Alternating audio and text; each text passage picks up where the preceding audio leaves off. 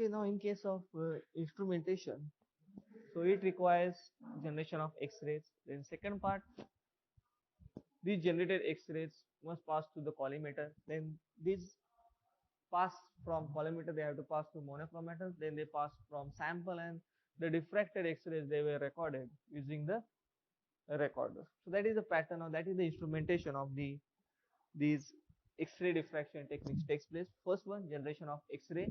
Second one, when the X-rays are generated, they are present in this one, that is this, they are in the scattering form. So when they are passes from collimator, they are converted into the rays which having the single direction, and then they have to pass to the monochromator, or you can say filter.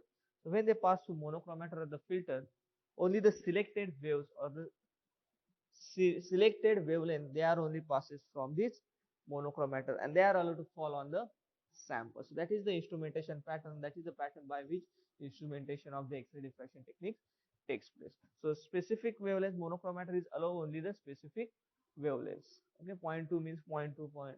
It is not like 0.2 means 0.1 also can be passes through the sample. 0.2 means only the specific 0.2 will be passes through the sample.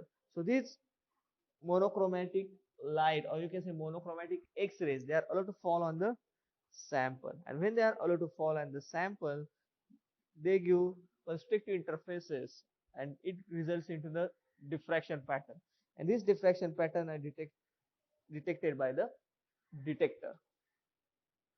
Are you getting my point? These diffracted rays, they are detected by the detector.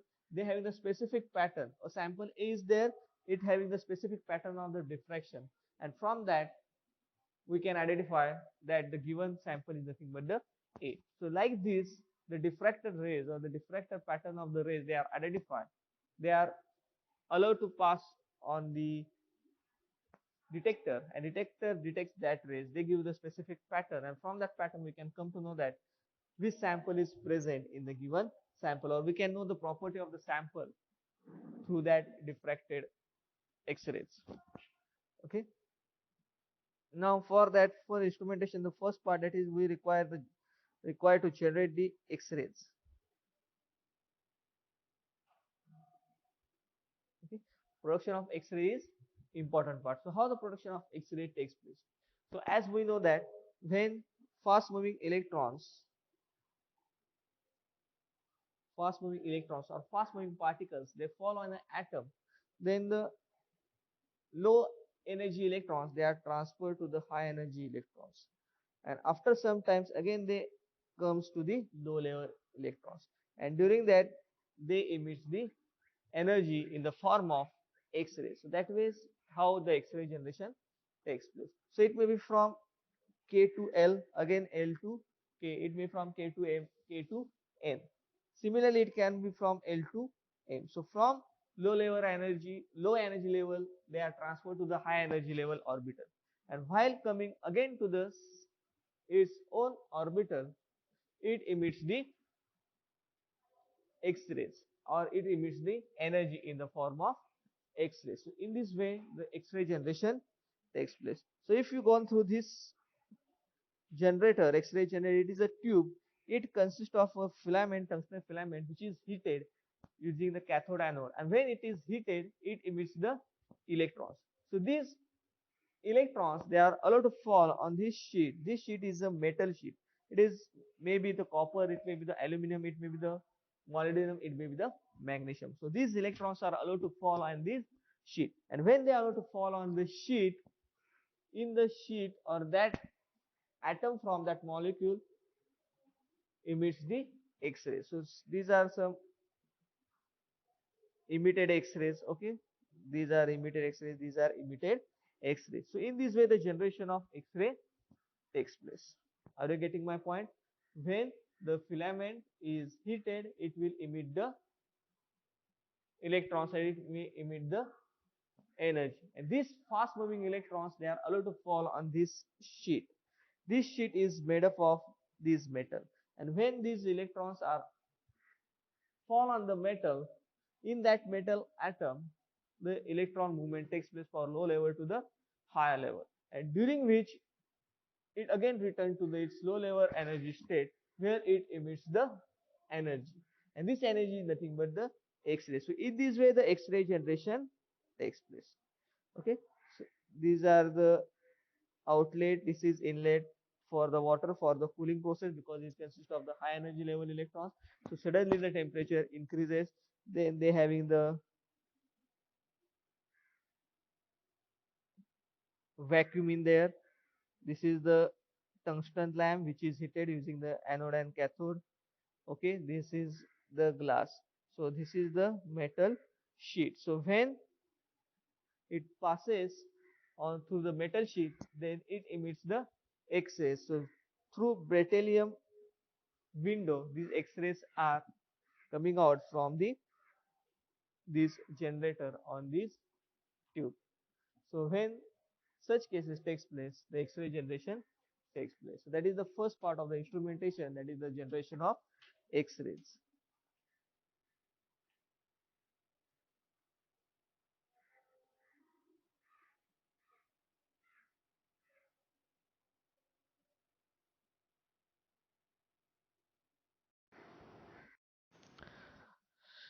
Now we are moving to the next part of the X-ray instrumentation, that is the collimator.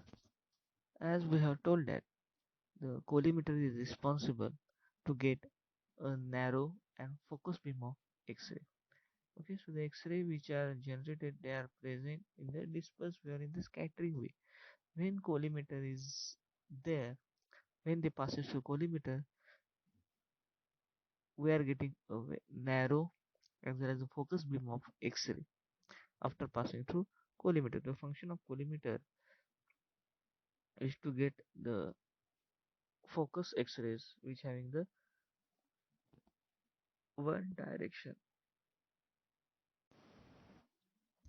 So you can find out that these are the X-rays, these are generated. They are allowed to pass through closely packed metal plate separated by a small gap. So this metal plate is different, this metal plate is different. And between that there is a gap. This small, if you are observing it having the gap. Okay. So these X-ray generated are allowed to pass through the gap, and due to the passing through this gap we are getting a unidirectional then focus beam, a narrow beam of the X-rays. The other scatter X-rays, they are passing through this part. Okay, when they are passing through this part, these beams are blocked. So beams which are passing through only the narrow gap or small gap, they are allowed to pass through the collimator. Other beams which are scattered, they fall or they are blocked in this part, and this gap is responsible for the allowing the X-rays. So due to this one, due to this collimator, we are getting the narrow and focused X-ray. So what happens? Suppose this is two metal plates. So like this is gap is present. So the X-rays which are passing through this one, they are only passed through the collimator. Other X-rays which are not flowing or which having the scatter waves, they are allowed to fall on this block. Okay, when they fall on block, they undergo the they cannot pass through this block. Only the rays we are passing through this small gap, it can be only passed through the this instrument or this collimator. Okay, so these are the two metal plates, and between that there is a small gap, and through that gap they are pass. That is the function of collimator. So nothing but the collimator, they are the two plates having the small gap where X-rays are passed, so they having the focus beam. Other X-rays which are scattered, they are not allowed to pass through this block. So the collimator absorbs all the X-rays except the narrow beam which passes the gap, so that we are getting the focus, narrow and the unidirectional rays which are allowed to fall or pass through the monochromator. So the next part is the monochromator. So as the name indicates, mono means a single, chroma means wavelength. So monochromator is an optical device that transmits a selected narrow band of wavelength of radiations. Generally, they are allowed to pass X-rays having the narrow bandwidth of a wavelength. So they are from 0. They are starting from 0.1. That means they are not passing or that allowing to pass all the wavelength, that is 0.01, 0.02. They are allowing to pass only the specific wavelength or specific band of a wavelength.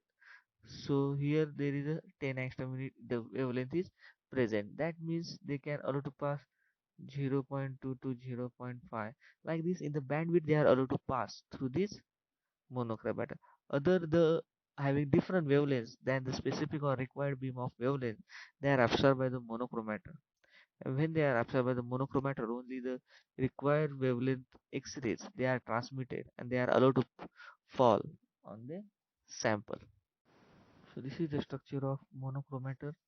It having the entrance slit through which the X-rays enters, then having the dispersion device through which device dispersion of that X-ray or that light takes place. They are dispersed into the different wavelengths, and through exit slits only the required wavelength is passed through exit slit, and that required wavelength or the acquired band of wavelength is allowed to fall at the sample, and that only passes to the detector, where the detection of this monochromatic light and their characteristics can be obtained. The monochromators are broadly divided into two parts. They consist of either filters or monochromator, that is interference filters or the crystal monochromators. Again, these crystal monochromators are they are divided into two classes. There is a flat crystal or the curve crystal monochromators. Okay, so the monochromators they are classified into two parts, either filters or the monochromators. Again, monochromators or the crystal monochromators they are classified into two parts: the flat crystal monochromator and curved crystal monochromator. Now, the first monochromator, that is interference filters. So these interference filters are allowed to pass a specific wavelength through that filter. Okay, so this X-ray beam partly monochromatized by insertion of suitable filter. So in colorimeter also we have seen they having the different colored filters. So that color allows specific wavelength or specific band of wavelength. Similarly, here also this is a filter. They consist of a or they are depending upon the color. Okay, so different colors are responsible to absorb the different colors. So filter is a window of material that absorb undesirable radiations and allow only the required radiations or the required wavelength of the radiation. So this filter consists of, now here you can see it is a green interference filters. So these green interference filters will allow to pass only the green light.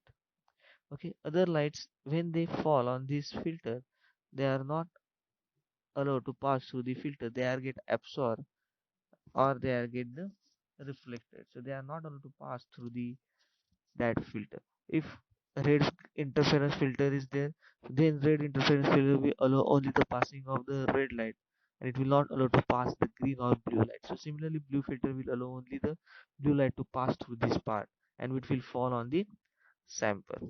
Okay, generally they consist of several optical layers. They are deposited on glass substrate or quartz material. Okay, so they consist of interference filters. They consist of a quartz or the glass substance on which different layers are deposited. So they are allowed to pass only the specific light or the specific wavelength through that filter, and other the unwanted wavelengths they are getting the absorb. The next part is the crystal monochromator. This is another part of the monochromator. So they are, as the name indicates, crystal means they are made up of suitable crystalline material positioned in the way of X-ray beam. As we have seen this crystal monochromator, they are also classified into two parts. That is the flat crystal chromator, curved crystal monochromator. So this is the flat crystal monochromator. This is the curved crystal monochromator. So when polychromatic light or the light with having the different wavelengths, they are allowed to pass through this monochromator, this flat from that flat crystals. The beam is split into the components of wavelength using the monochromator. Okay, and when they fall on this flat one, only the monochromatic light is allowed to pass through the that monochromator and will fall on the sample. So these crystals, they are generally made up of the material like sodium chloride, lithium fluoride, or quartz. Pyrolytic graphite is also used. Silicon is also used, but this silicon is used for the narrow band, and for the broad band, if we require the pyrolytic graphite. Okay, so when they fall on the crystals, they are allowed to pass only a single wavelength. Again, in case of curve, this curve is present, so they are allowed to pass or they are allowed to fall on this curve crystal monochromator. Then through curve, this monochromator, they are allowed to pass only the specific light of the specific X-rays of the specific wavelength. So that is the two types. That is the crystal monochromatographer and the flat crystal and curve crystal. So crystal means the monochromator which is made up of crystals and which are allowed to pass only the X-rays of a specific wavelength. They are called as crystal monochromator, which are classified into flat and the curve. Flat means the monochromator is flat, curve means the monochromator is curve. Now next part, final part, is the detector. So when X-ray are generated, they are allowed to fall on the collimator. Then through collimator gap, they are allowed to fall on the monochromator. Then the specific light passes through sample, and finally diffracted X-rays, they are allowed to capture on the detector. So detectors are the devices generally for the X-rays. They are used to measure the flux, spatial distribution spectrum, and other properties of X-rays. So these detectors, they are divided into two parts. That is the photographic plates.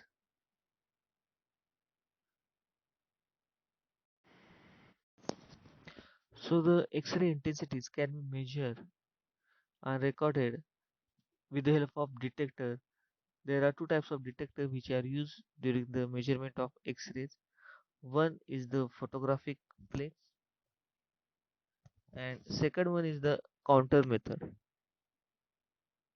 Okay, so second one is the counter method. So that is the dose measurement devices or image plate measurement devices. So second method is the counter method. First one is the photographic method. So in the counter methods, there are again Geiger-Müller counter, proportional counter, scintillator counter, solid state semiconductor detector, semiconductor detector. So such detectors are there in presence which follow the principle of the counter method, and another one detector is the photographic detector.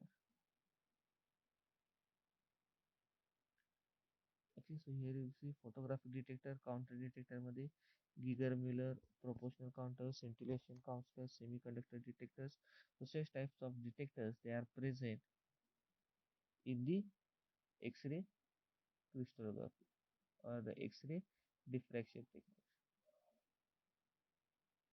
So in the photographic plate, to record the position and intention of X-ray beam, a plane or cylindrical film is used. The film, after exposing to X-ray, it is developed. Okay, and the blackening of this developed film is expressed in terms of density, and it is given by d is equal to log of I0 upon IT, where I0 is the incident intensity, I is the transmitted intensity, and what is the d? It is the total amplitude that cause the blackening of film d is measured by the densitometer. So in the photographic plate, when the X-ray falls on the detector, the X-ray film is developed, and this X-ray film is undergo the blackening process. So त्याचं काळी होतात, आणि किती प्रमाणात काळी झालेली आहे ती आपण मेजर करू शकतो. How it is measure? With the help of densitometer. So using the densitometer, the using the formula d is equal to log I0 by eye, we can find out how much blackening of the X-ray film takes place, and depending upon that, we can detect a given sample. So this can be done with the help of densitometer. Next one, the Geiger-Müller counter. Generally, as we have seen, the Geiger-Müller counter, that is, it is based on the counter current method. So it consists of argon gas. Okay, it is filled with the argon. So we have already seen in radiochemistry. There is a positive charge species and negative charge. Cathode is present, positive charge anode is present. The electron is accelerated by the potential gradient and causes the ionization of the argon gas, and resulting production of electrons that are traveling towards the anode. Okay, so when electron falls by the potential gradient, it causes the ionization of argon gas. Okay, so this is the mica window as we have seen, through which the electron enters, and when the electron enters, it is accelerated by the potential gradient, and when it is accelerated by potential gradient, it causes the argon gas to undergo ionization into Ar plus. So when they are converted into Ar plus, at the same time they are responsible to result to produce electrons, and these electrons, if electrons is negative charge, they are transferred or they are attracted towards the anode, which is present at the center. So same principle as we have seen in the radiochemistry. Then second one, proportional counter. So this having the similar kind of construction what we have seen in the case of Geiger-Müller counter, or you can say Geiger-Müller tube. Only the difference, it is filled with the heavier glass with like xenon and krypton. This gas is preferred because they are easily ionizable. So when electron enters into the tube, it reacts with the argon, and the argon undergo reaction called ionization. And at the same time, electrons are produced. These electrons are passed towards the central anode, and this can be measured. So similar kind of principle is in the proportional counter. The operated voltage is below the Geiger plateau. गिगाचा जो plateau आहे त्यापेक्षा जी operating period असते ते voltage आहे तो कमी असतो. Then third one, scintillation counter, or you can say scintillation detector. In scintillation detector, sodium iodide crystals are activated with small amount of thallium. Okay, so there is a scintillator is present, okay, along with the sample.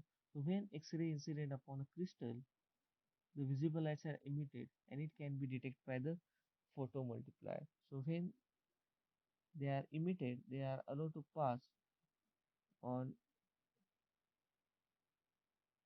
several diodes and anodes, so that the emitted rays, it can be amplified and it can be easily detected. So that is the principle behind scintillation detector. So as we know that the name indicates scintillation, we are taking the scintillator, and this scintillator along with the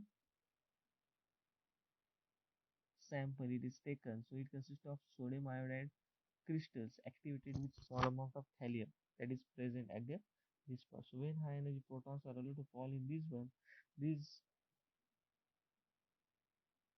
these detectors, these emitted the pulses, or they emitted the energy, or they emitted the electrons which are allowed to fall on anode and diodes. And when they falls on anode or diodes for several times, the magnification or the amplification of that signal takes place, and finally this amplified signal is recorded, and which is the characteristics of the given sample or the crystal which we have to analyze. So this is about the scintillation detector. The next one, you can say semiconductor, or you can say solid state semiconductor detector.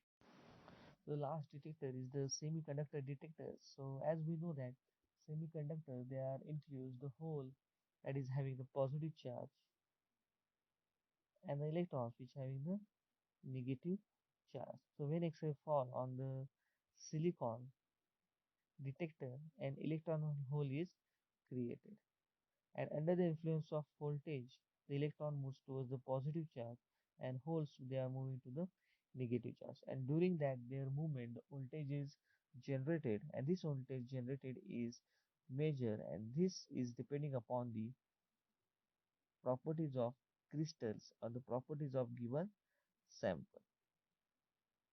And upon arriving this voltage or this pulse into lithium, the pulse is generated,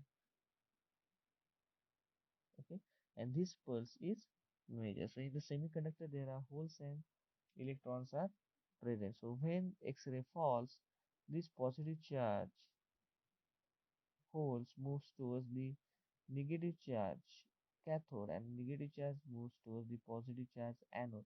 And during their movement, the pulse is created, and this created or generated pulse is measured, and it is the property of the generated pulse is the property of the given sample. So in this way, detectors are present. So here it ends the part, that is the instrumentation. So instrumentation, first we have to generate the X-rays.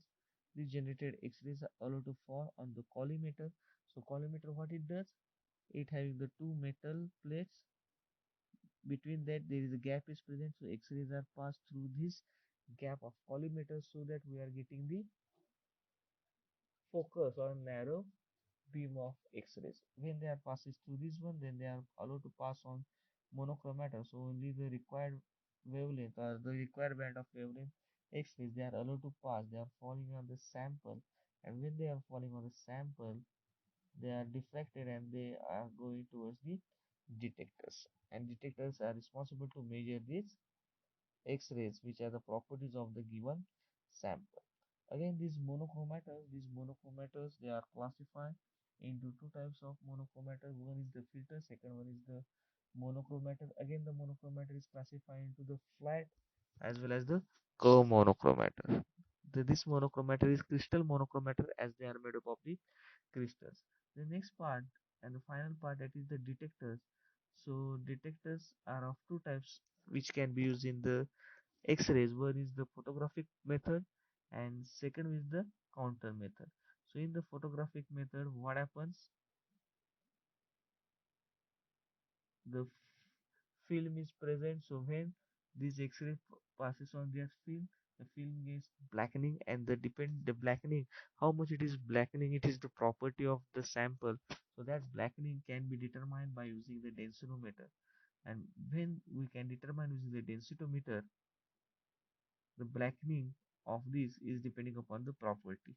Okay, so that is the photographic method. Second one, counter method. In that, Geiger-Müller counter is there, scintillator counter is there, semiconductor is there, proportional counter is present. So this is about the instrumentation of the X-rays.